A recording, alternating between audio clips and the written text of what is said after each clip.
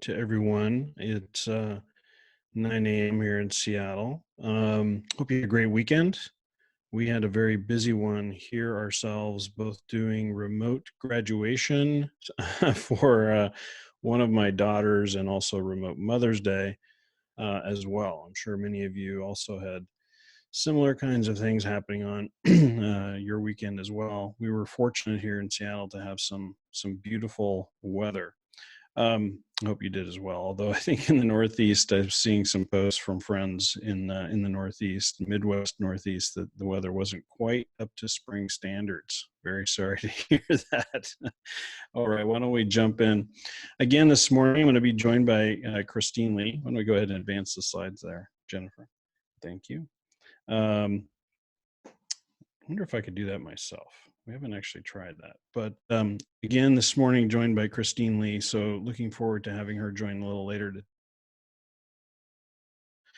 I would say last week, the conversation kind of in the marketplace, in the news cycle, was squarely focused on the relaxation of some social distancing requirements and the controlled reopening across a number of different countries, states, and regions.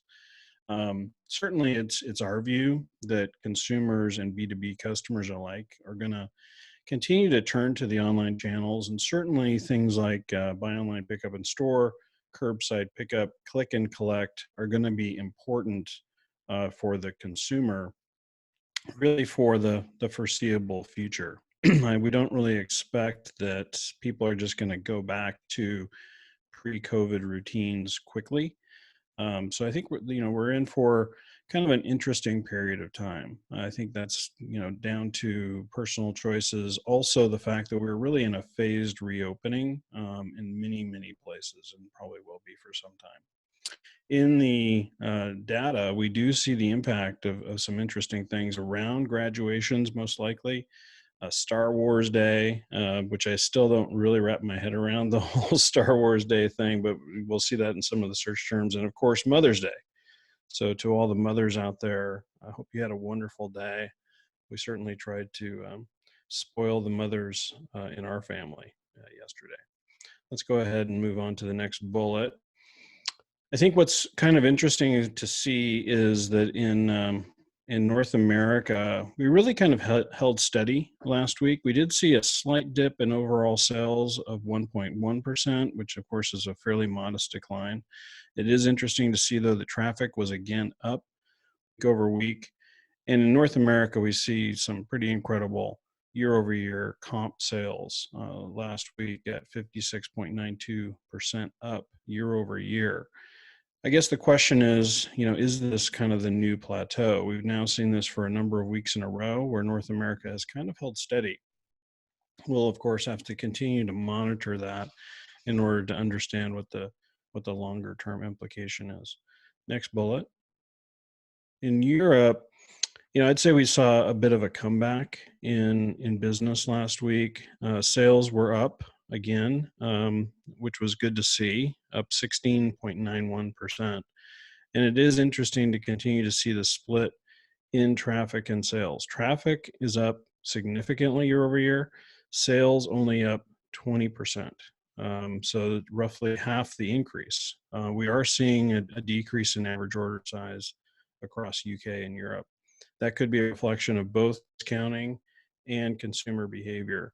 It is very interesting to see that. We do also know that many businesses selling online in those regions are using free shipping and other things that they may not have used in the past. And so that also kind of accounts for consumers potentially going ahead and placing orders at a lower value per order than they may have in the past. Let's go ahead and click forward.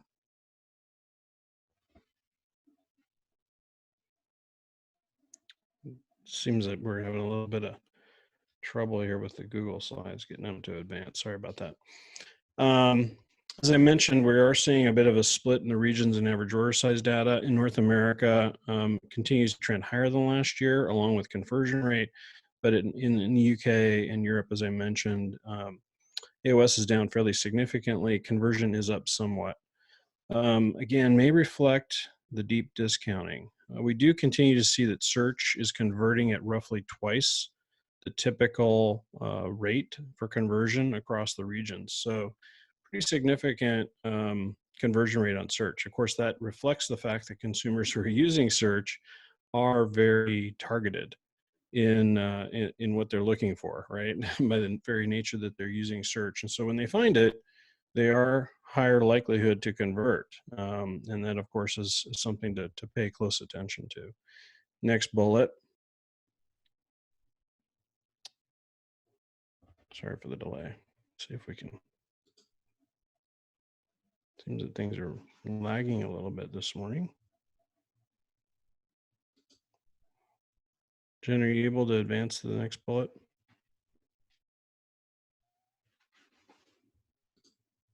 There we go. Summer is, of course, as I mentioned earlier, certainly here in many places. And of course, as I mentioned earlier, we will see that May 4th also, Star Wars entered search terms from general merchandise as well as home furnishing and apparel. So very interesting to see that the impact of Star Wars on consumer sentiment and behavior and what they're looking for, probably for gifts, most likely. I hope so. Anyway, it is also interesting to see, and we'll see this later on when Christine jumps in with the search terms. Certainly in North America, we saw personal protective products really jumping up in search terms again. And I think that may be a reflection of the fact that we are starting this phased reopening, which is going to, require all of us to make sure that we're really, prepared for taking care of ourselves and our families and our employees in the case of small businesses and so forth, ordering through the B2B sites. And so it may reflect the fact that people are kind of preparing for this next phase to see these search terms really jump up significantly once again. Let's go on to the next slide.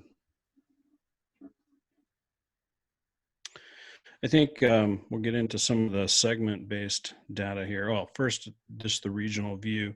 I already kind of spoke to this, but you can see that overall sales and search-related sales in North America were down slightly, but you continue to see the strong year-over-year performance. It is also interesting to see that overall traffic continues to rise. So while sales are down slightly, that may also reflect some of the deep discounting that is going on and the fact that average order size has slipped somewhat, potentially as a reflection of that, not necessarily because people are simply buying less, right? They're finding more and more products at 25, 35% off. In certain segments, that's certainly having a big impact, certainly apparel and luxury in particular. We'll get into more of that a little later. And then in the UK and Europe, you can see that things kind of rebounded last week. It is interesting how we've seen a fairly steady trend and kind of, again, sort of a new plateau in North America. And you can see that in the trend lines. Whereas the UK and Europe has been a little bit lumpy, if you will, a little less consistent. And it's hard to explain that, without just sort of recognizing the variety potentially of open versus closed and the impact of the virus on more local regions, and certainly a lot of speculation in the media, in particular in the UK, about what's the next phase due to the pretty profound impact of the virus over the most recent weeks. So we're speculating here a little bit in terms of that lumpiness, but that's certainly an interesting factor. When we look into grocery, we continue to see that grocery, in fact, is holding fairly steady. Traffic and sales up week over week. Search traffic down just a touch, but essentially steady. And you can see the overall sales number year over year at roughly 70% up. So continuing to hold steady. We still believe that grocery is being held back by a lack of delivery and pickup slots. You can see that in the delta between traffic and sales. Search traffic is up significantly, again, because people shopping for groceries are after very specific products. And also, I think the trend toward restocking on personal protective items in the grocery segment in particular is probably also contributing to the increase in search traffic. General merchandise, again, steady, essentially holding steady. Traffic down just slightly. Overall sales continuing to trend up year over year at 25% plus year over year. Let's go ahead and move forward. The home categories, I think, continue to be really a big story. Certainly people are moving spending that they were planning to spend on things like vacations and travel toward working on their homes and gardens and home furnishings. I think last week we probably also saw some impact of the Mother's Day and sort of spring weather as well. You can see that home DIY down slightly in overall sales, but continuing to trend very, very strongly year over year at plus 107%. But home furnishings was probably the segment winner, if you will, last week. Again, probably reflection of Mother's Day holiday, also things like May 4th potentially.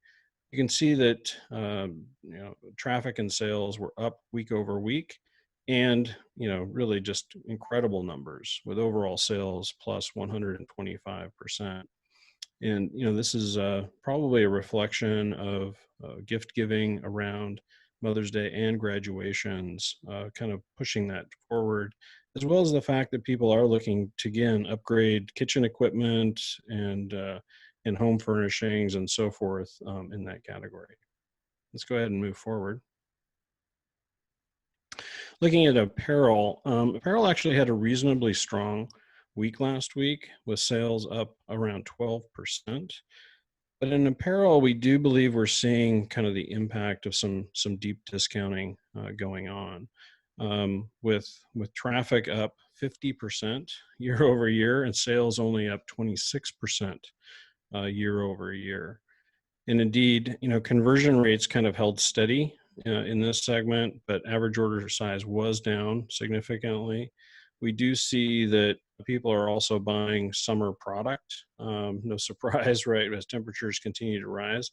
So in some ways, we're seeing more in-season purchasing also taking place online in the apparel segment. In luxury, this is the only segment that we're tracking that saw overall sales down last week.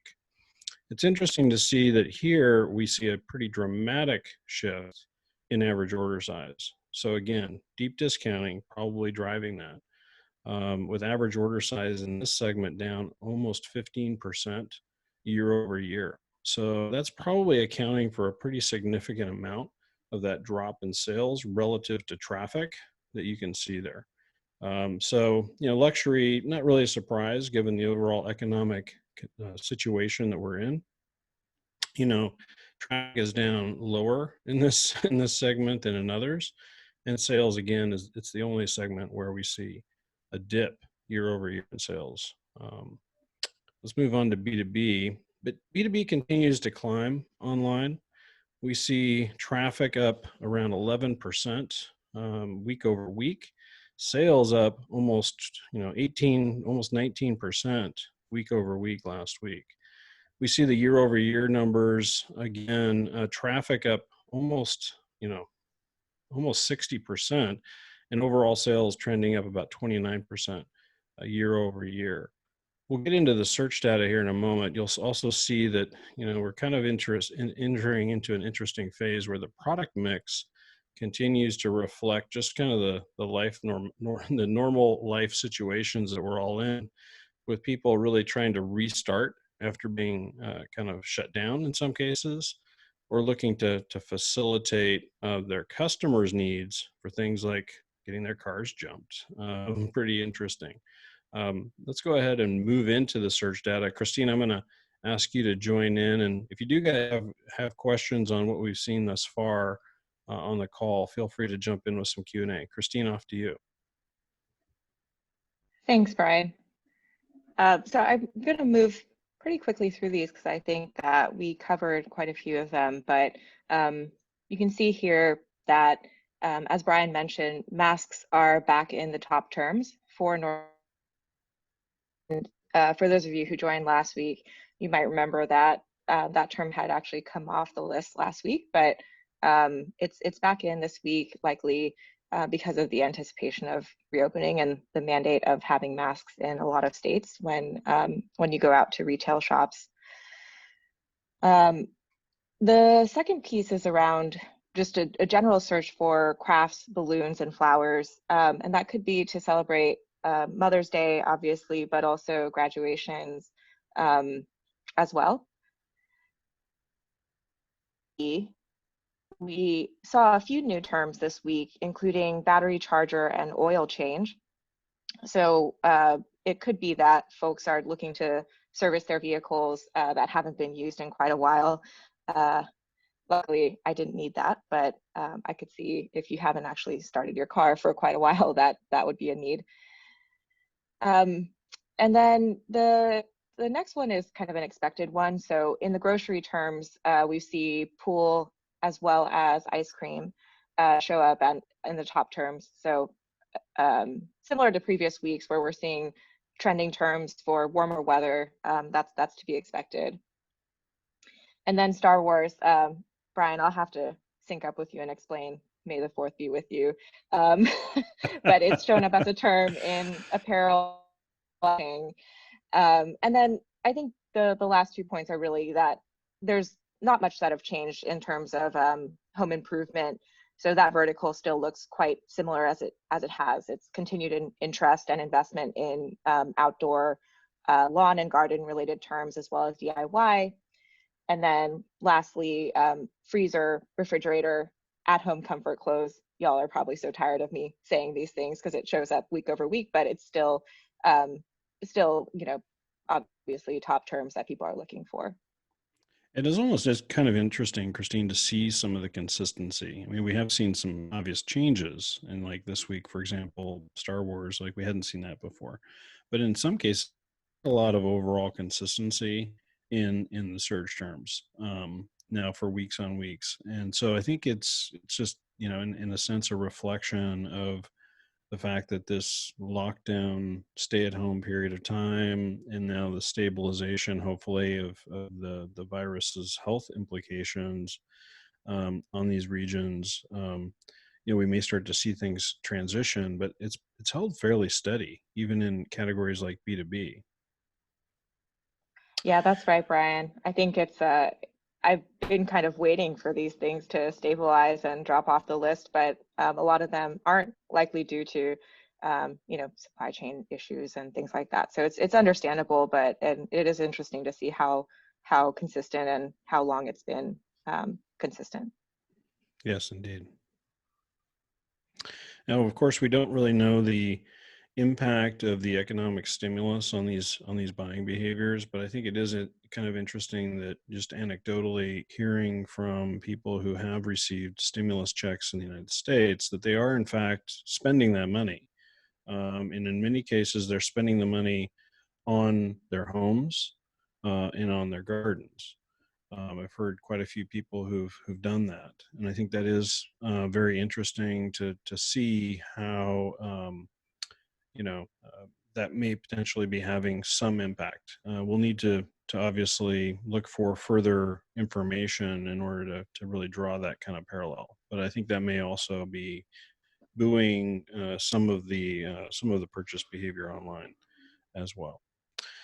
As always, please feel free to visit our coronavirus e-commerce resource center for more data and insights. We publish the blog post there weekly, typically on Tuesdays. The post goes up, and I think it's interesting for you to have an opportunity to see that and potentially draw some of your own conclusions in the data. You can also, of course, get in touch with us there. There's obviously a lot of other content being posted. You can see there a little blurb about our most recent podcast episode. This past week, we published an episode, a conversation I had with Dirk Horig. Dirk is the CEO of Commerce Tools.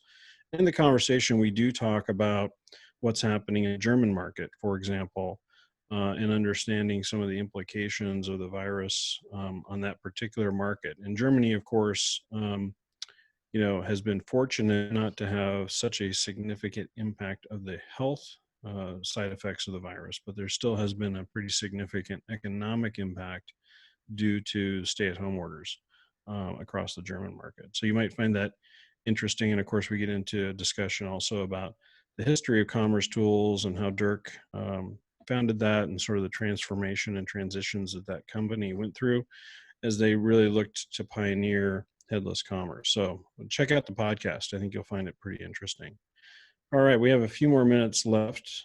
Scott, do we have any questions? Yeah, a couple. One, Brian, given your tenure in the e-commerce space, how do you characterize what we're seeing right now, year-over-year numbers, compared to the last couple of decades? Just how significant? Fortunately, I'm qualified to comment in the last few decades. I think it's really since the early to mid 2000s that we saw these kind of year-over-year increases, and that was, of course, driven primarily by people new to online. That at that phase, it was not unusual to see significant year-over-year increases, almost month over month, significant increases in people really getting online. Of course, e-commerce was still, even in those days, kind of dominated by certain categories, like in media, books, and DVDs. Remember those? And certainly apparel and other categories. But of course, now has really entered into more of a general part of really the entire economy. I would say, in North America, the kind of trend line we've seen is somewhat unprecedented since those early 2000s. And in some categories like grocery, we've never seen this kind of increase, right? Or the home furnishings category, where we're seeing plus 125%. Really, these are remarkable. I think everyone will be easing up of the stay-at-home orders and potentially consumers able to move around the world in a way somewhat less restricted than today. What implication that will have on the economy? I think anyone who has been out and about, who's wearing masks, everyone else is wearing masks, and there's obviously a lot of precautions being taken, recognizes this is not really a comfortable experience. Now, we may become more normalized to it, but we even see in markets like China, where they're now, later on in the next phase, there's been a lot of sort of hype about opening back up. But if you look at the actual data coming out of China, it is a very slow recovery for offline businesses, with stores footfall traffic still down well over 50% year over year, and online continuing to do well. So, I think the reality is these increases are significant, and I think we're likely to see them for some time, and then of course moderate into some sort of new normal over the course of the next 12 to 18 months. Okay. In the chat, Brian, we've got a comment from Todd Loofbro. He's seen very different data for the percentage of overall US and European sales held by Amazon before and after COVID-19. Do you have any good data here on their share of both the overall commerce and e-commerce specifically? Not prepared to share with you here, but I have been tracking that certainly very closely as well. We really don't know if Amazon's truly increasing their share in the US and European markets. I think a lot of people assume that that is the case. However, due to them pushing out delivery windows significantly, to their credit, very focused on ensuring that they can meet or exceed the promise dates that they give their customer. Customers are making other choices. And I think this is also in some ways reflected in our data as well. And the consumer really in some ways feeling very comfortable and potentially even more comfortable with things like curbside pickup than they are with delivery. And so, depending on your situation as well, in terms of where you live, you may feel more comfortable picking it up, especially depending on the item. or the order, versus having it delivered to an apartment building or what have you. And even people who live in dense urban areas, the whole process has really changed for how they can accept deliveries, et cetera. So it's really an interesting kind of period of time where we're a little unclear really to what degree Amazon is or is not increasing their share, but it's also an opportunity for other retailers to leverage their stores as fulfillment nodes and actually in some cases increase their share relative to Amazon. No question that Amazon is going to be benefiting potentially unintentionally from the growth in e-commerce due to the COVID-19 crisis. But the question is really market share, and that is a little undetermined at this point in time. Yeah. We've got time for maybe one more. Adam Brock on the chat asks, how do you think these trends will impact back to school timing? I think as a parent, a couple of kids, and I'm doing some homeschooling a little more than I anticipated. How's your algebra, Scott? I'm really not algebra. But yeah, do you think even through the summer we're going to anticipate how this is coming together? Yeah, it'll be interesting because I think a lot of people are very anxious and curious, obviously, about the return to school in the fall and what we're likely to see there. There will be back to school spending. It may not be on traditional products that we normally would see in back to school periods of time, apparel and backpacks and so forth. It may be on homeschooling supplies and equipments and lesson plans and craft products and other things to facilitate that. And I would not be surprised if consumers were sort of prepared for both outcomes.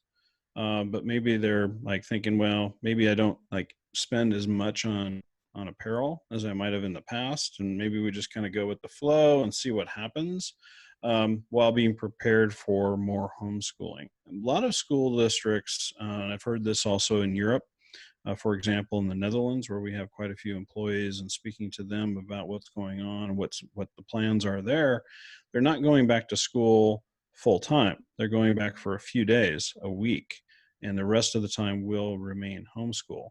Also looking to reduce the number of students at the school a given period of time and kind of work in shifts, right, in different class blocks with the rest of the time at home.